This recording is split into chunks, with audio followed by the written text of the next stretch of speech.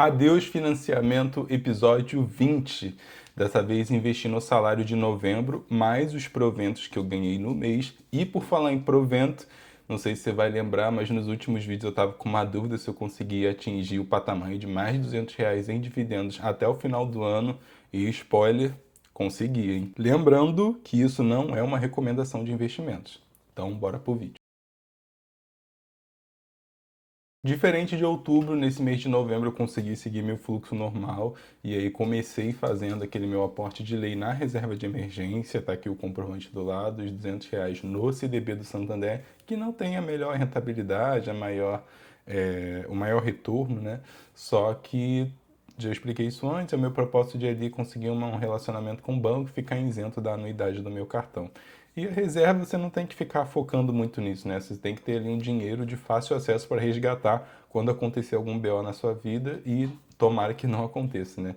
A gente não quer que aconteça, mas se acontecer, estaremos preparados, assim como aconteceu comigo no mês passado. Aí agora vamos para o mundo da renda variável, que é o meu favorito, que é o que me dá renda passiva mensal. Diferente de outubro, que eu não comprei nenhum ETF com um aporte do mês, digamos assim, né? Eu só comprei ETFs com a venda que eu fiz dos outros ETFs, ou seja, eu só comprei o Coin 11, o que investe atrelado ao índice BTCI, que é de Bitcoin, porque eu vendi os meus outros dois ETFs que operavam aos índices das empresas americanas, né? As maiores dos Estados Unidos e as maiores de tecnologia. Então, assim, eu usei o dinheiro da venda desses ETFs, esses outros dois, para comprar mais do ETF de Bitcoin. Eu não tirei o dinheiro que eu reservei para o mês para investir em mais ETF, porque eu já estava comprando muito, né? Só que nesse mês de novembro, o Bitcoin ele está caindo muito, né? Não vou saber entrar nos detalhes, tem muitos pormenores por conta disso, né? Especulação, risco, medo, insegurança, as questões das guerras, as políticas, né? De uma forma geral. E muitas pessoas estão vendendo os seus Bitcoins e com isso o preço ele está despencando. E aí eu estou tomando até um fumo muito grande no quesito de patrimônio, porque desvalorizou muito esse ETF do Coin 11, mas como ele está investindo em um índice em que eu acredito no potencial, no poder de Bitcoin, acho que ele ainda vai se estabelecer e perpetuar aí no longo prazo, não é algo que me preocupou. Na verdade, eu vi como uma oportunidade de compra. Então, o meu maior valor de aporte, assim, num ativo só, foi para o próprio Coin 11. O meu preço médio nele está cerca de 80 e poucos reais. E aí, com essa queda, ele está sendo cotado a 60 e poucos reais. Então, assim, eu estou perdendo muito dinheiro no quesito de patrimônio nele, mas eu ainda tenho as mesmas quantidades e continuo recebendo mais de 1% ao mês nesse ativo em específico, até descontando o imposto de renda, né, por ser um ETF que paga dividendos. Então, não é um ponto de preocupação para mim. Muito provavelmente em dezembro vai continuar nessa queda, o Bitcoin vai se manter, enfim, vai andar de lado, e eu vou aportar provavelmente mais em Coin 11 porque é um ativo que aumenta expressivamente a minha renda mensal. Então, assim, para eu atingir esse meu objetivo mais rápido, ele está cumprindo muito bem esse propósito. E é a pimentinha de risco da minha carteira, né? Eu não tenho todo o meu valor nele, tenho um valor considerável, mas eu também estou muito ancorado nos fundos imobiliários, que é uma renda um pouco menor, mas é muito mais estável também e mais segura. E aí, falando em fundos imobiliários, eu vou deixar aqui o print das ordens, você vai ver que a grande massa, né, eu comprei 10 de Coin 11 e o restante foi basicamente aumentando as minhas posições em alguns fundos imobiliários. Consegui comprar alguma cotinha do RZTR, que é meu fundo de terras agrícolas, também do GARI, que é de logística e de renda urbana ali na parte dos mercados. E eu comprei depois de muito tempo mais algumas cotinhas de FII de papel, que foi do REC-R 11 e também do VGIR 11, que eu estava já há muito tempo sem comprar porque eu estava muito exposto em papel. Só que com a venda dos meus ativos no mês passado, que eu fiz o vídeo, eu consegui comprar bastante fundo de tijolo e assim, quando eu investi em novembro, os fundos de papel eles estavam numa oportunidade muito melhor do que os FIIs de tijolo. Então eu acabei optando por investir em papel, por mais que o meu foco esteja sendo mais os fundos de tijolos. E aí, para não ficar troco para corretora, comprei uma cotinha ali de Klabin, que é a minha ação de troco, a mais baratinha que eu tenho na minha carteira. E aí a gente não pode deixar o dinheiro voando lá na corretora. E aí para fechar novembro, acabei comprando essa cotinha de Klabin. Aí agora deixa eu compartilhar a minha tela com você para você ter uma noção do que eu falei que eu estava tomando um fumo, né? 2 ETFs.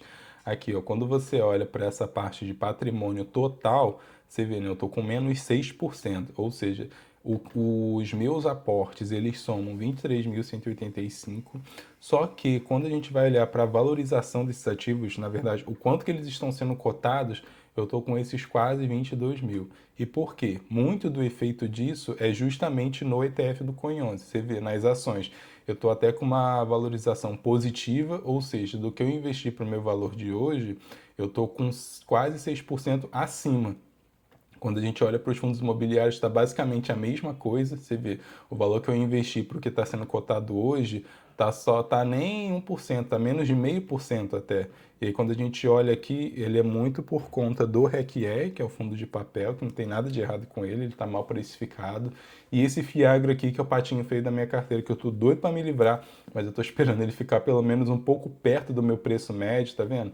Meu preço médio ele tá 8,74 e ele está sendo cotado a R$ 8. Ou seja, se eu vendê-lo hoje, né? Hoje não, que eu tô gravando no sábado, mas enfim, quando eu for vender, se tiver esses preços, eu vou estar com um leve prejuízo. E aí, por mais que ele tenha me pagado dividendos já, que se eu somar, né, com esse prejuízo, eu vou ter uma superação, digamos assim, ainda assim eu não quero, eu quero que fique um pouco menos pior a situação antes de eu vender. E aí nas minhas criptos, a variação também está positiva, então você vê todos os ativos do que eu comprei. Só esse daqui, que é um patinho feio, foi um tiro que eu dei, que eu acabei dando um tiro errado. Então você vê, eu comprei a 9 centavos o preço dessa criptomoeda, achando que ela ia se valorizar, sendo que hoje ela está 1 centavo. Então assim, ao mesmo tempo, essa outra aqui que eu dei um tiro, ó, comprei a 75 centavos cada e hoje ela vale 1,57, ou seja, valorizou mais de 100%. Se eu tivesse investido uma grana boa, eu teria mais que dobrado esse valor investido. Mas enfim, criptomoeda é muito sobre risco, né? Seguro, né? Mesmo. É mais o Bitcoin, que é muito mais consolidado no mercado. E aí nos ETFs você vê, olha essa variação, menos 22%, ou seja, eu perdi, entre aspas, R$ 1.600 por ter investido nesse ETF. Só que eu só perdi de fato se eu vender isso. Se eu continuar segurando ele na minha carteira, se continuar comprando, aproveitando que ele está mais barato comparado ao meu preço médio, eu vou aumentar a minha posição. E quando o Bitcoin voltar a valorizar, que isso sempre acontece, o Bitcoin ele tem realmente umas variações que parece de fato uma onda que vai indo e vindo. Se eu for um investidor buy and hold, que eles chamam, né, que você compra para segurar os ativos, você não fica vendendo à torta direita, daqui a pouco isso vai se reverter. Então não é algo que realmente me preocupa. E aqui na minha renda fixa, você vê que o valor diminuiu bastante comparado a outros meses, justamente porque eu tive que tirar o investimento que eu tinha no Sofisa, só ficou do Santander, para eu conseguir investir em outubro. E aí, quando a gente vai agora para os meus proventos, que foi o spoiler que eu dei no início do vídeo, você vê, né? Olha que coisa linda, cara. Eu não só ultrapassei o que eu estava pensando de R$ 200 até o final do ano, como eu cheguei a quase 300. E aí, claro, né? Muito disso aqui está impulsionado pelo resultado das ações. Você vê aqui em Taesa, só de Taesa eu recebi R$ 43. Mas mesmo assim, os demais ativos, se você somar, eles passam até dos R$ 200 um pouquinho. Fica ali, você vê, 270 para 230 e pouco, enfim. Porque todos os demais, eles são ativos que me pagam mensalmente. Tirando aqui também o Copasa, que é uma ação que eu até já vendi, mas enfim, ela não pagou quase nada, 38 centavos, então nem conta. Mas os demais, todos pagam mensalmente. Ah, tá, aqui Klabin também, ó, só pagou R$ 1, então assim, 230 e pouco que ficou ali mensalmente. Então, sim, a gente ultrapassou essa meta de chegar ali nos R$ 200 até o final do ano e eu tenho certeza que esse valor vai mais que dobrar quando eu tiver no mesmo cenário no ano que vem, porque é o efeito bola de neve. Eu não só tirei aquele valor mensal reservado para investir, eu aproveitei desse valor aqui também para reinvestir e aumentar ainda mais a minha renda passiva todo mês. Isso vai ficar ainda mais claro no meu último vídeo dos investimentos do ano, digamos assim, que vai ser com o salário de dezembro, porque eu vou mostrar a retrospectiva de como que eu estava recebendo, né? Quanto que eu estava recebendo de renda mensal em janeiro e quanto que eu finalizei em dezembro. E aí até faço um comparativo com os outros anos para você ver a evolução e como que de migalha em migalha a gente chega lá. Mas aí me conta você já começou a investir? A gente chegou na reta final do ano e você já tem algum patrimônio em construção para chamar de seu? Você quer realmente ficar aí dependendo do CLT ou de empregar tempo, esforço e energia para conseguir ganhar dinheiro? Você não pensa em colocar o dinheiro para trabalhar para você? Enfim, eu sempre faço essas provocações porque a gente hoje é refém de um sistema que quer que a gente se mate de trabalhar até chegarmos na nossa fase de idosos, digamos assim, o que acaba cerceando a nossa qualidade de vida. Então você imagina, você tem que ficar o resto da sua vida se preocupando em trabalhar para conseguir prover para sua casa, para o seu lar, para sua família.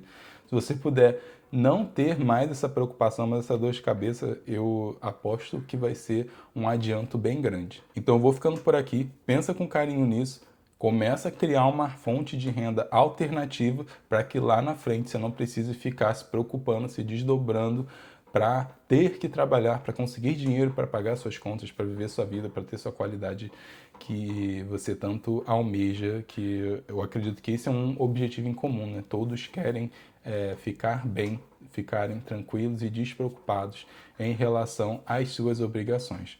Então, grande beijo, grande abraço, fiquem com Deus, até a próxima.